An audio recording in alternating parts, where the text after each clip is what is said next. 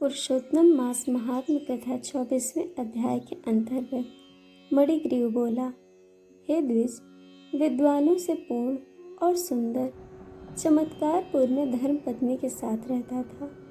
धनाढ़, पवित्र आचरण करने वाला, परोपकार में तत्पर, मुझको किसी समय संयोग से दुष्ट बुद्धि पैदा हुई।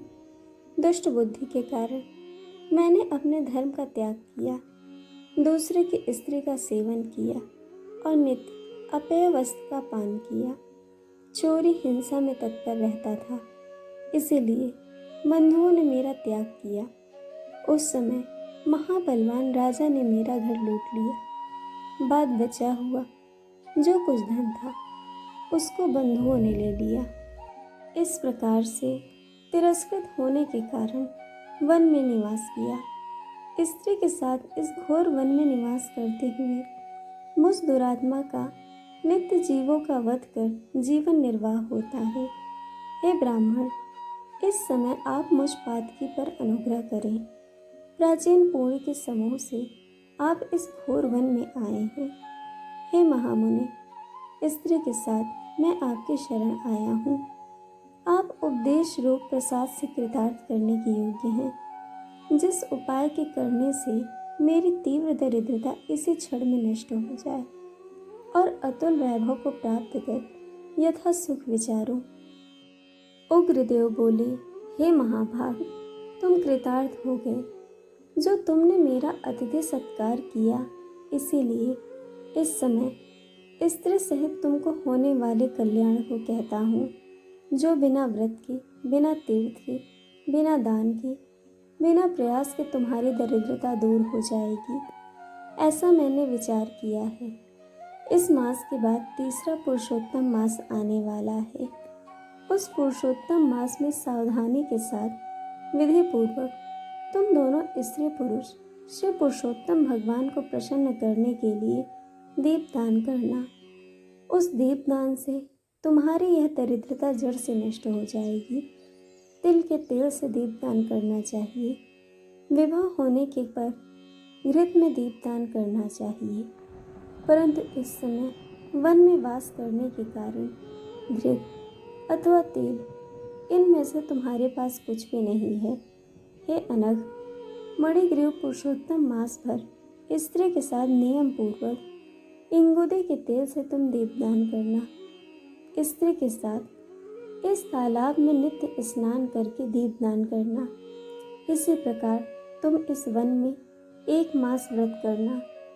तुम्हारे अतिथि सत्कार से प्रसन्न मैंने यह वेद में कहा हुआ तुम दोनों स्त्री पुरुष के लिए उपदेश किया है। विधिहीन भी दीपदान करने से मनुष्यों को लक्ष्मी की वृद्धि होती है।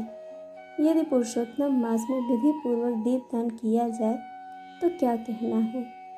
वेद में कहे हुए कर और अनेक प्रकार के दान पुरुषोत्तम मास में दीपदान की 16वीं कला भी बराबरी नहीं कर सकते। समस्त तीर्थ, समस्त शास्त्र पुरुषोत्तम मास के दीपदान की 16वीं कला को नहीं पा सकते। योग, दान, सांख्य, समस्त तंत्र भी पुरुषोत्तम मास के दीपदान की 16वीं कला को नहीं पा सकते। कृच्छ, चंद्रायण आदि समस्त व्रत पुरुषोत्तम मास के दीपदान की 16वीं कला की बराबरी नहीं कर सकते हैं। वेद का प्रतिदिन पाठ करना, गया श्राद्ध, गोमती नदी के तट पर का सेवन पुरुषोत्तम मास के दीपदान की 16वीं कला की बराबरी नहीं कर सकते हैं। हजारों ग्रहण, सैकड़ों व्यतिपात पुरुषोत्तम मास के दीपदान की 16वीं कला की बराबरी नहीं कर सकते हैं। कुरुक्षेत्र आदि श्रेष्ठ दंडक आदि वन पुरुषोत्तम मास के दीपदान की 16वीं कला की बराबरी नहीं कर सकते हैं।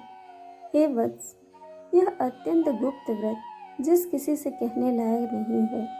यह धन, धान्य, पशु, पुत्र, पौत्र और यश को करने वाला है।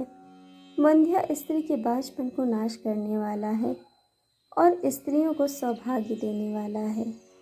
राज्य से घिरे हुए राजा को राज्य देने वाला है और प्राणियों को इच्छानुसार फल देने वाला है। यदि कन्या व्रत करती है तो गुणी चिरंजीवी पति को प्राप्त करती है। स्त्री की इच्छा करने वाला पुरुष सुशीला और पतिव्रता स्त्री को प्राप्त करता है। विद्यार्थी विद्या को प्राप्त करता है। सिद्धि को चाहने वाला अच्छी तरह सिद्धि को प्राप्त करता है। खजाने को चाहने वाला खजाना प्राप्त करता है। मोक्ष को चाहने वाला मोक्ष को प्राप्त करता है। बिना विधि के, बिना शास्त्र के जो पुरुषोत्तम मास में जिस किसी जगह दीपदान करता है वह इच्छानुसार फल को प्राप्त करता है। हे वत्स, विधि पूर्वक नियम से जो दीपदान करता है तो फिर उसका कहना ही क्या। इसीलिए पुरुषोत्तम मास में दीपदान करना चाहिए। मैंने इस समय यही तीव्र दरिद्रता को नाश करने वाला दीपदान तुमसे कहा है। तुम्हारा कल्याण हो। तुम्हारी सेवा से मैं प्रसन्न हूँ। अगस्त मुनि बोले, इस प्रकार वह श्रेष्ठ ब्राह्मण मन से 2 भुजा वाले मुरली को धारण करने वाले श्री हरि भगवान का स्मरण करते हुए प्रयाग को गए। वे दोनों अपने आश्रम से उग्रदेव के पीछे जाकर उनके पास कुछ मास पर्यंत वास करके प्रसन्न मन हो दोनों स्त्री पुरुष उग्रदेव को नमस्कार कर फिर अपने आश्रम को चले गए। अपने आश्रम में आकर भक्ति से पुरुषोत्तम में मन लगाकर ब्राह्मण की भक्ति में तत्पर उन दोनों स्त्री पुरुष ने 2 मास बिताए। 2 मास बीत जाने पर श्री पुरुषोत्तम मास आया।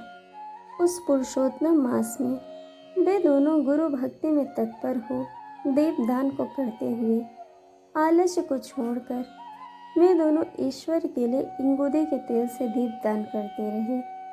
इस प्रकार दीपदान करते उन दोनों को श्री पुरुषोत्तम मास बीत गया। उग्रदेव ब्राह्मण के प्रसाद से शुद्धांतकरण होकर समय पर काल के वशीभूत हो इंद्र के पुरी को गए। वहाँ होने वाले सुखों को भोगकर पृथ्वी पर भारत खंड में उग्रदेव के प्रसाद से श्रेष्ठ को जन्म हो उन दोनों स्त्री पुरुष ने धारण किया। पूर्व जन्म में जो तुम मृग की हिंसा में तत्पर मणिग्रीव थे वह वीरबाहु के पुत्र चित्रबाहु नाम से प्रसिद्ध राजा हुए। इस समय यह चंद्रकला नामक जो तुम्हारी स्त्री है यह पूर्व जन्म में सुंदरी नाम से तुम्हारी स्त्री थी। पतिव्रत धर्म से यह तुम्हारे अर्धांग की भागिनी है। जो स्त्री पतिव्रता होती है वे अपने पति के पुण्य का आधा भाग लेने वाली होती है। श्री पुरुषोत्तम मास में इंगुदी के तेल से दीपदान करने से तुमको यह निष्कंटक राज्य मिला। जो पुरुष श्री पुरुषोत्तम मास में घृत से अथवा तिल के तेल से अखंड दीपदान करता है तो फिर कहना ही क्या। पुरुषोत्तम मास में दीपदान का यह फल कहा है इसमें कुछ संदेह नहीं है। जो उपवास आदि नियमों से श्री पुरुषोत्तम मास का सेवन करता है तो उसको कहना ही क्या। वाल्मीकि मुनि बोले, इस प्रकार अगस्त मुनि राजा चित्रबाहु के पूर्व जन्म का वृत्तांत कहकर और राजा चित्रबाहु के किए गए सत्कार को लेकर तथा अच्छा आशीर्वाद देकर चले गए। इस प्रकार पुरुषोत्तम मास महात्म्य कथा 24वां अध्याय पूर्ण हुआ। दोस्तों, आपको कथा कैसी लगी यह हमें कमेंट करके ज़रूर बताइएगा और चैनल को सब्सक्राइब, वीडियो को लाइक शेयर करना बिल्कुल मत भूलिएगा। वीडियो देखने के लिए आप सभी का बहुत बहुत धन्यवाद। जल्द मिलेंगे कथा के अगले अध्याय के साथ।